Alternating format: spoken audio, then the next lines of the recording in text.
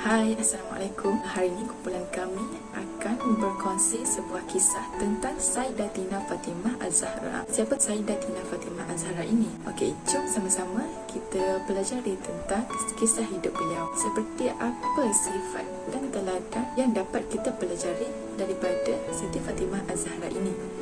Siti Fatimah Az-Zahra adalah puteri bongsu kepada Nabi Muhammad SAW dan juga puteri kesayangan baginda. Arti nama dari Siti Fatimah Az-Zahra di dalam Islam yang bermaksud gadis yang lembut hatinya dan selalu berseri-seri. Siti Fatimah Az-Zahra lahir dari rahim wanita yang hebat yang bernama Khadijah binti Khuwailid. Terdapat beberapa pendapat mengenai tarikh kelahiran beliau yang tepat, tetapi pandangan yang diterima secara meluas adalah dilahirkan 5 tahun sebelum wahyu Al-Quran pertama ketika pembangunan semula Kaabah pada tahun 605 Masihi. Fatimah mempunyai 3 adik-beradik perempuan, iaitu Zainab binti Muhammad, Ummul Kalsum binti Muhammad dan Ruqayyah binti Muhammad. Beliau juga mempunyai 3 adik-beradik lelaki, iaitu Qasim bin Muhammad, Abdullah bin Muhammad dan akhir sekali Ibrahim bin Muhammad.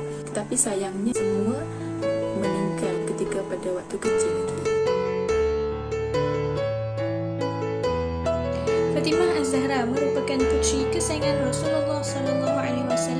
Suatu ketika dahulu, Rasulullah pernah ditanya oleh seseorang, "Wahai Rasulullah, siapakah orang yang engkau paling cintai?" Lalu baginda menjawab, "Fatimah." Diriwayatkan oleh Al-Bukhari, Muslim dan Daud. Imam Az-Zahabi rahimahullah juga pernah berkata bahawa wanita yang paling dicintai oleh Rasulullah adalah Fatimah, manakala dari kaum lelaki adalah Ali. Fatimah mempunyai tempat yang tersendiri di dalam hati Rasulullah yang tidak dapat ditandingi oleh wanita-wanita lain. Ibnu Abdul Bar rahimahullah juga pernah menyebutkan tentang keluhuran Fatimah, mengisyaratkan keutamaan beliau di sisi Rasulullah SAW dengan berkata, jika Rasulullah tiba dari peperangan atau perjalanan jauh, maka yang pertama sekali baginda lakukan adalah memasuki masjid lalu solat 2 rakaat menemui Fatimah, barulah kemudiannya menemui isteri-isteri baginda yang lain. Hal ini membuktikan bahawa Fatimah Az-Zahra amat disayangi oleh baginda Rasulullah SAW.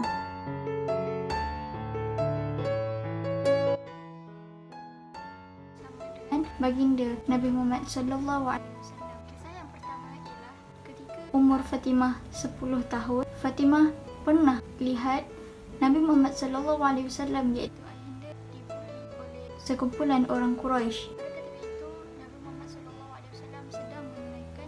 Dan ketika sujud, orang Quraisy itu meletakkan bakul najis ke atas tengkuk ketika Nabi Muhammad sedang sujud. Lalu apabila Fatimah melihat perkara tersebut, Fatimah lalu memarahi orang Quraisy tersebut. Kisah yang kedua ialah bagaimana perkahwinan Ali dan Fatimah berlaku. Pada suatu hari, Abu Bakar datang ke rumah baginda bertanyakan tentang anak baginda, iaitu Siti Fatimah. Abu Bakar bertanya untuk melamar anakandanya. Lalu baginda berkata, "Aku menunggu kebenaran daripada Allah SWT." Lalu orang kedua datang, iaitu Umar, dan Umar juga bertanyakan soalan yang sama kepada Nabi Muhammad SAW, dan Nabi Muhammad juga memberikan jawapan yang sama kepada Umar. Lalu datanglah orang yang terakhir, iaitu Ali, dan Ali juga bertanyakan Rasulullah SAW tentang anak-andanya Fatimah. Maka Nabi Muhammad SAW menjawab, "Kamu telah ditakdirkan untuk mengahwini anak-andaku Siti Fatimah." Maka berkahwinlah Siti Fatimah dan Ali.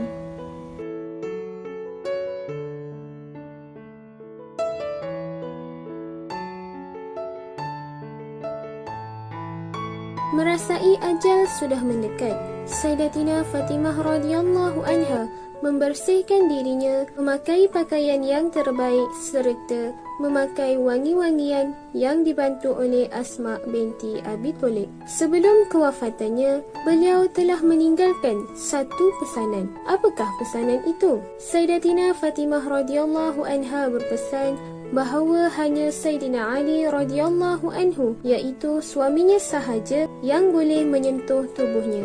Selain itu, beliau juga berpesan agar tubuh badannya dikafankan dengan sempurna hingga tidak menampakkan aurat dan bentuk badannya. Masya Allah, Allahu Akbar. Hebat sungguh Sayyidatina Fatimah radhiyallahu anha. Walaupun ajal sudah memanggil, beliau tetap memikirkan perihal auratnya serta memelihara kesucian auratnya dengan sebaik mungkin. Wanita agung ini telah wafat 6 bulan selepas kewafatan ayahandanya Nabi Muhammad SAW ketika berusia 28 tahun dan dimakamkan di perkuburan Baqi' Madinah. Semoga kisah hebat tentang beliau ini dapat dijadikan suntikan semangat dan inspirasi buat kita, terutamanya buat para wanita untuk sentiasa berusaha dan istiqamah dalam menutup aurat serta menjaga kehormatan diri dengan sebaik mungkin. InsyaAllah.